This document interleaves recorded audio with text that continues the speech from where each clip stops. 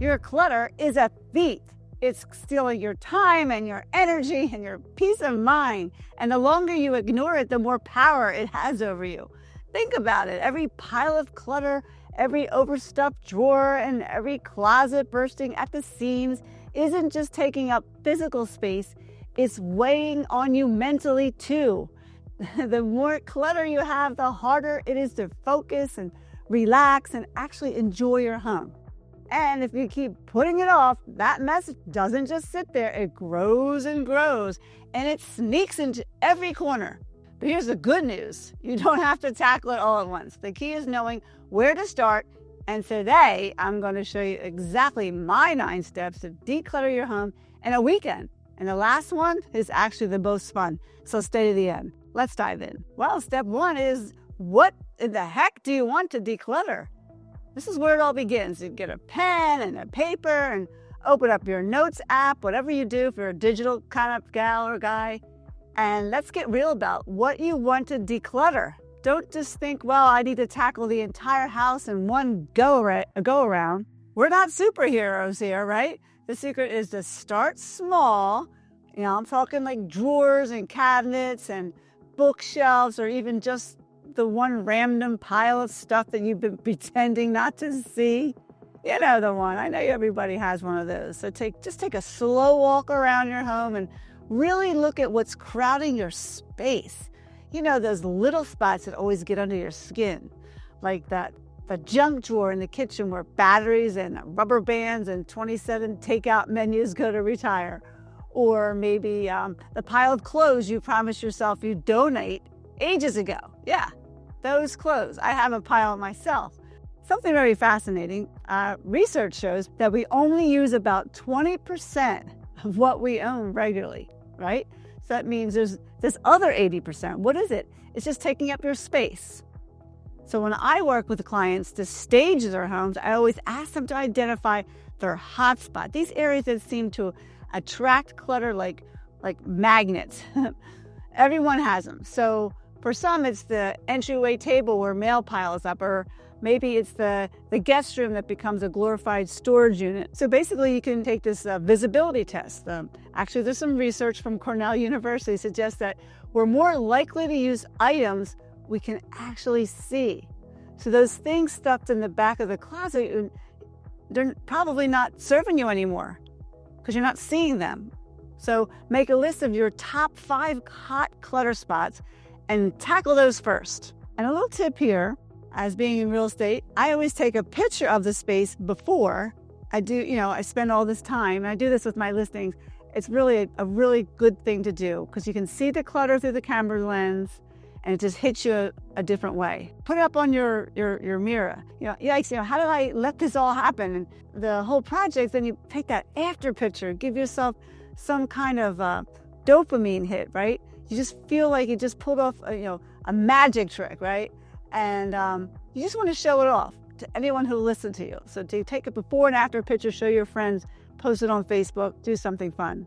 Basically, these photos are known to be one of the most effective and motivating tools for clients of mine.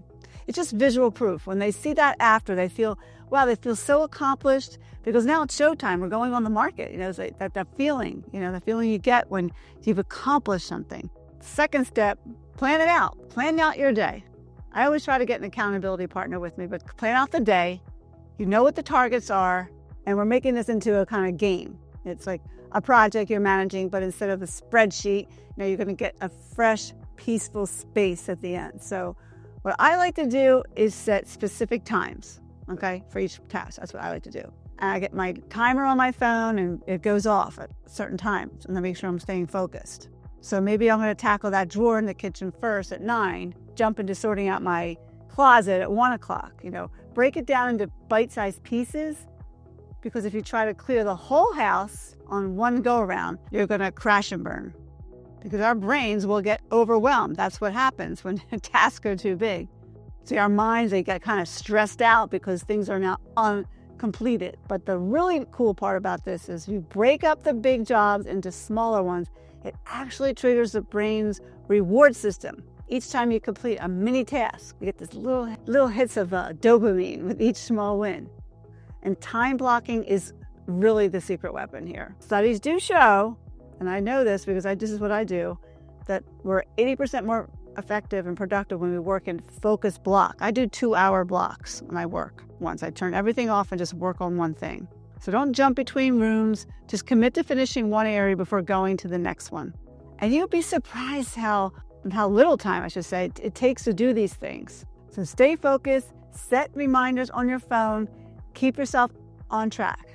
And don't forget to give yourself a little reward, like a 10-minute break for coffee or meditating or breathing. It's not just about working hard, it's about pacing yourself. And like I said, get an accountability partner, get the family involved, the kids or your partner or your roommates. Everyone can play a part in this. You'd be surprised how much faster things go when it's a team effort. And when you get that first win under your belt, the momentum is going to carry you through the rest. And research shows, here's a tip here, that fast tempo music can boost your cleaning speed up to 30%. So put on your favorite upbeat tunes. I put on disco music. I love disco. Keeps my energy high and makes decluttering way more fun. Next, what do we have to do with all of our stuff? I like to sort them. I do this for all my listings. So my third step, I call it sort the piles. And this is where the rubber hits the road here. It gets really real because if you sort through your stuff, it's a part where you'll feel the most relief, okay? And you'll get a little bit resistance at the same time because you're going to have to make these 3 piles. You're going to have a keep pile. Next pile, donate or sell, give away. And last pile is just throw it out. If you haven't used something in a year, it's probably time to say goodbye, right? This is what I do is when I introduce this to my clients, I say it's the 80-20 rule or the Pareto principle. It states that we typically use, like I said earlier, 20% of our belongings 80% of the time. So look around your closet. I bet you wear the same few outfits regularly while just the rest just hangs there, right? Something very interesting, when I was looking up some articles about decluttering, it states that the average American woman owns 103 items of clothing, but wears only about 10 to 15 regularly. And men aren't much different with an average of 72 items, but a regular rotation of just 8 to 12 pieces. That's a lot of closet real estate for things we rarely touch. So for the keep pile, you have to ask yourself, you got to get real. Does this really add value to my life? Is it just hanging around because it might come handy someday? Then it's probably not worth the space. You say might come handy because that's the 80%. 80% of our items we keep for just in case scenarios and they never get used. Never. Okay, so get them out. And when you're sorting items, like when I sell my houses, I'm sorting them out. I have the seller sort them out. I tell them to use the touch it once rule because once you pick up something, you have to make a decision rather than just setting it aside, decide later. Prevents the dreaded maybe pile. It often ends up right back where it started. Then we have the donate/sell pile. I love this pile because it gets it out of the house as soon as possible. Because the longer it sits there, the more likely it is to creep back into your stay pile, right? Keep pile. So I tell my seller clients, I always tell them, label everything with keep, donate, sell, or discard. And then when the lady comes in to help out, she could just get everything done. It happens really fast. Keeps you motivated and moving forward and not overthinking. Also, when you donate your unused items, doesn't just clear space, it's a genuine psychological benefit. Studies show, I've seen this happen with my clients, I've seen it happen with myself, these acts of generosity activate the brain's reward center and creating that, what researchers call a helper's high. So actually this donate pile is great for your mental health. So this is all a great thing this weekend of declutter. It's going to be a wonderful time. Choosing what to pass on is very, very hard to let go. I know it's hard to let go. Like that old sweater, or all these memories attached to it, who you were shopping with and things like that. But that sweater is taking up precious space in your house and your mind, So, because you're not just clearing out your mind, you're making room for a better, lighter, more functional life and a better feeling, Because researchers in Yale actually found that the pain of parting with possession activates the same region of the brain as physical pain, believe it or not. That's why it literally hurts to let something go. And it's really hard for hoarders. I've seen my hoarders and I've seen how they operate. It's very hard to let things go. But the good news, the same research found that the pain is just temporary. while the relief and satisfaction of decluttered space, it lasts much longer. And I know you know what that means and how that feels because you've done it before. So it's time to get back in that, to do it again. And from my experience of staging homes, items with sentimental value are the number one cause of clutter paralysis. We get stuck because we feel guilty about letting it go. But you have to ask yourself, is keeping that item honoring the memory, or is it just collecting dust? Because we're going to move. Either going to pack it up, you're going to sell it, donate it, or you're going to throw it out. Okay? And because we're moving, what are you going to bring to that new space? And if you have something that's a memory thing, what I tell my clients to do, I call it memory banking. And so before passing on a sentimental item or donating it, I have them take a picture of things, they write down the associated memory with it, and save it in a digital memory bank. And they can go back to it whenever they want. And that actually preserves the emotional connection while freeing up the physical space. It's amazing. I do it with all my empty nesters when they give away things that they have some memories and they have a whole booklet of it. We actually print it out for them and they have it. And they always call me with, oh, I was looking through my pictures the other day. So it's a good thing. So in doing this, ask yourself, do I really need this? The answer is no, it's got to go. And the sentimental items, just keep a few special things in that small memory box, but don't let every single item turn into a nostalgia trap, okay? The goal is to surround yourself with things that generally makes you happy, not just hang on to stuff out of guilt. And when I say storing, we're going to store it and then bring it to your new house because studies show that it was like $38 billion annually spent on storage units. Just to store things we don't have room for in our home. So instead of paying to store items you rarely use, consider whether someone else could be actively enjoying them right now, right? If you're feeling good about this right now, share the love, hit the like button and subscribe, leave a comment. What do you need to declutter next? Don't forget to stay to the end. We got my last one. So number 5, you're going to decide what you're going to keep. Now we're getting into the good stuff. It's the keep pile. This is where you organize what stays with you if you're selling or stays with you if you're home, either one. And you give it a proper space in your home where it makes sense, where it makes your life easier. Here's how I introduce my favorite concept. I call it intentional keeping. It's not just about deciding what to get rid of. It's about being purposeful with what you choose to keep. Marie Kondo, she made the famous question, does it spark joy? But I like to take it a step further and ask, does it serve a clear purpose in my current life? Because did you know that organizational psychologists have found that they're significantly more likely to maintain organization systems that align with our natural habits? For instance, if you always drop your keys by the door, fighting that habit with a key hook across the room is setting yourself up for failure. Instead, put the hook where you naturally drop them. For example, instead of dumping all your kitchen utensils in a single chaotic drawer, get some drawer dividers, right? And then you'll be able to grab what you need without a treasure hunt, right? So the golden rule, if it doesn't serve a purpose or spark a joy, get it out. Now, I am part of the National Association of Professional Organizers, very familiar with a study that they found that the average person spends 2.5 days each year looking for misplaced items. The idea is to give everything like a logical, accessible home, and then you're buying yourself time. Your time back, your life back. So when you're organizing these things, follow the prime real estate principle. The items that you use daily deserve the most accessible spots, while the things you use seasonally or occasionally can go in less convenient storage. I always have it in and out. My spring clothes go back and the winter clothes go here. Like, for example, the Christmas decorations box. You don't want it taking up space in your front closet while your everyday jacket is stuffed in the back, right? Just helps clients transform their spaces by implementing a zone. This is my zone for this. Grouping similar items, they all go here. Say, for example, office supplies. Have one place for office supplies. Or all your bills are. Mail, stamps, writing tools, all that stuff.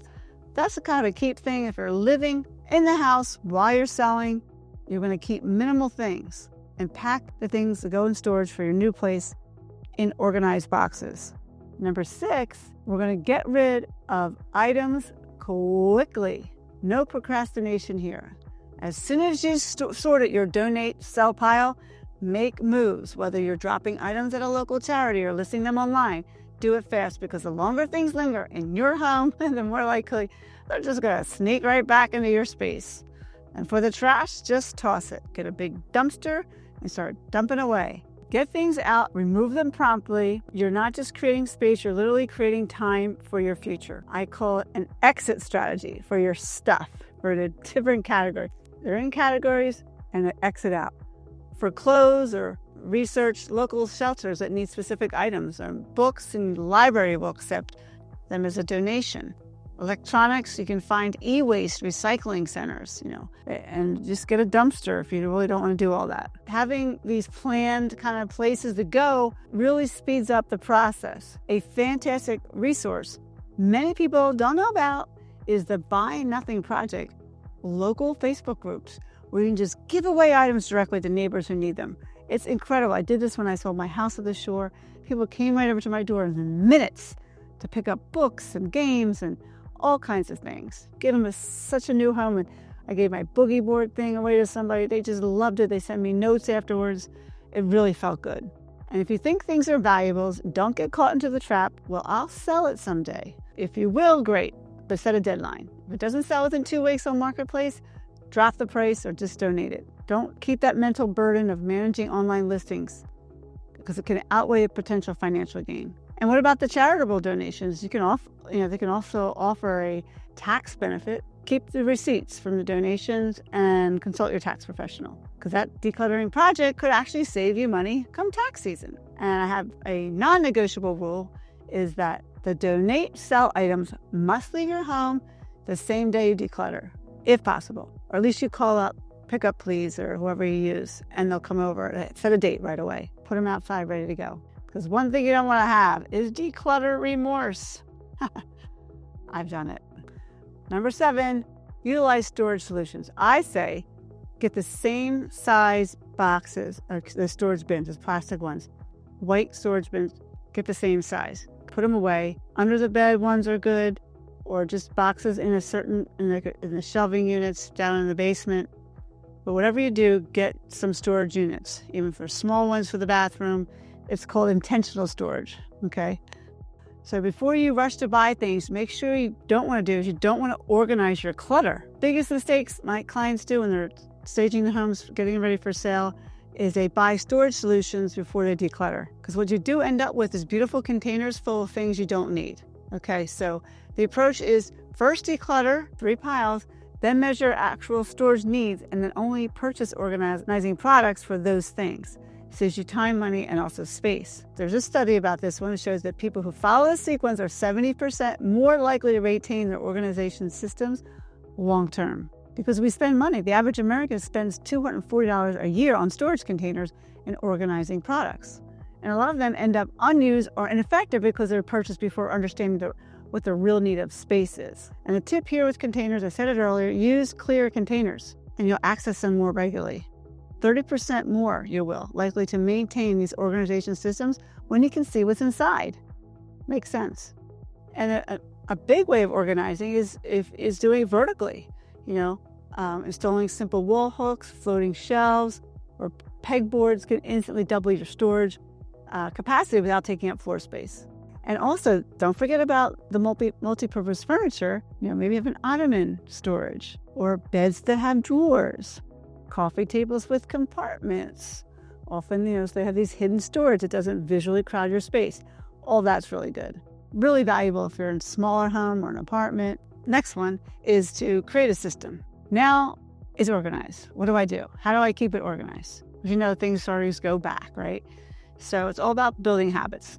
Make it part of your routine, whether it's a quick tidy up before bed or I would do it weekly, a weekly decluttering session, maybe monthly, whatever you like to do. Label your bins and maybe color code. Everyone involved in the household has to make organization a team effort because you don't want to be doing all the organization. They start throwing things all over the place. Because actually, it takes 66 days for a new habit to become automatic. It means these 66 days after you declutter, you have to consciously maintain your organization system for these 66 days before it feels like it's effortless. Possibly you could have the idea, I call it, 1 in, 1 out rule. For every new item that enters your home, 1 similar item must leave. Have to buy a new shirt, get rid of an old one, donate it. It prevents declutter from gradually rebuilding before your big decluttering weekend. Some of my clients, they tell me they use a strategy called daily reset. What's that? Well, it's a 10-minute end of the day routine where everything goes back to its assigned place. I know that sounds really hard, but try to put things back where you got them and do it at that time. It's a habit. Again, 66 days. And it's less stress for your day and better sleep quality. Tidy space means tidy, peaceful mind. And your kids, if you've got kids, show them at a young age. Someone as young as 2 years old can learn to put toys away in labeled bins, especially when the process is made into a game. All you have to be is consistent. That's the key, because children thrive on routine and clear expectations, right? Set calendar reminders for regular maintenance sessions, monthly medicine cabinet checks, or seasonal wardrobe rotations. Schedule check-ins prevent gradual slide back into clutter, so many experience after an initial organization effort. It happens all the time. And lastly, this is the one you're waiting for. Celebrate your progress. You did it. You turned your clutter chaos into a clean, welcoming space. This is your moment. Celebrate, pour a drink, kick back, get some friends to come over, soak it all in. Don't skip this part because you deserve it. And take those after photos. Let it be a reminder how far you've come, because you've done the hard part, and keeping it this way is going to feel like a breeze compared to where you started. I think it's crucial for long-term success. It's a neuroscience research that shows that celebrating achievements, even small ones, releases dopamine in the brain, which reinforces the behavior and makes you more likely to maintain this beautiful organized space. And did you know that people who document and celebrate their decluttering progress are 63% more likely to maintain their organization systems long term? That's why I always insist my clients to take these photos, and I get photos all the time as they're staging. Oh, I did this room, I did that room. The visual reminders are really amazing. It's like a maintenance reward thing for yourself. And if you're doing this, maybe just like 3 or 4 weeks later, give yourself a star. 1 week, second star, third week. Get through those 6, 7, 8 weeks. Maybe even go out for a massage or a nice dinner. The rewards will cement your new habits during that critical 66-day habit formation period. 66 days is not that long. Check them off every day. Because you do want to live in an organized home, and when you move to a new home, if you're organizing your stuff and then moving to a new home, you don't want to bring old stuff with you. Decluttering that whole weekend is like an investment in your overall well-being, and also sets you up for long-term success. A lot of my friends are professional organizers. I've done professional organizing. They report that their clients who maintain their systems for 6 months are likely to keep them indefinitely. Wouldn't that be nice? So that's a wrap today. Thought I'd give you a little thing about decluttering, get yourself motivated for the spring. You just took charge of your space and turned chaos into calm. How does it feel? Now the trick is to keep it that way, right? Comment below, share your biggest challenge, or even post those before and after pictures. I'd love to see them. And if you're looking for more ways to stay ahead, check out my video, Fix These Items to Avoid a Bad Home Inspection. Home Inspection Checklist Revised, packed with essential tips to help you dodge costly mistakes and make sure your home is in top shape. Give it a watch now.